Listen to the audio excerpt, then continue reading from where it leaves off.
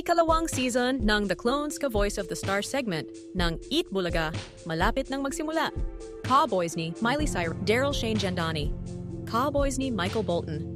Dominador, Alviola Jr. Cowboys ni Steve Perry, June Ryle Kiambao. Cowboys ni Basil Valdez Armand Mandapat.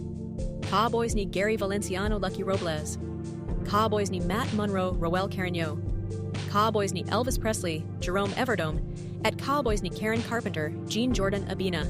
Ilan nga lang sila sa mga contestants ng The Clones na pinaka-inabangan at pinaka-tumatak sa daan-daang kalahok na nagpamalas ng kanilang husay sa pag-imitate ng boses ng isang sikat na singer, local man or sa international. At sa mahigit 8 buwan na pagtakbo ng competition, nakabuo ang Eat Bulaga ng sapat na bilang ng mga clone artists upang makagawa ng sariling version ng iconic music video ng We Are the World na talaga namang pinusuan ng mga netizens. At ngayon, may mga bago na naman tayong abangan ng mga clone artists dahil muli na namang magbubukas ang pintuan ng Eat Bulaga para sa mga Pinoy singers na may talento o kakayahang gayahin ang boses.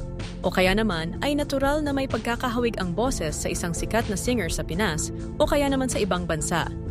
Nagsisimula na nga ang pagkapapa-audition ng TVJ Production para dito.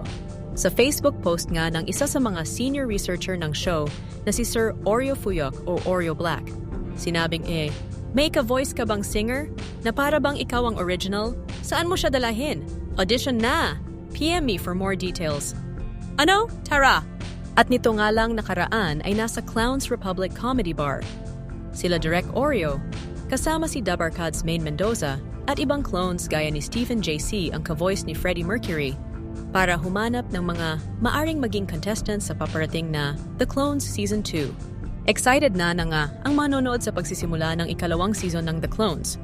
Tiyak marami na naman ang mapapabilib at mamamangha sa husay ng mga kalahok. Kaya naman abangan natin ang pagbubukas ng entablado sa The Clones Ka Voice of the Star Season 2.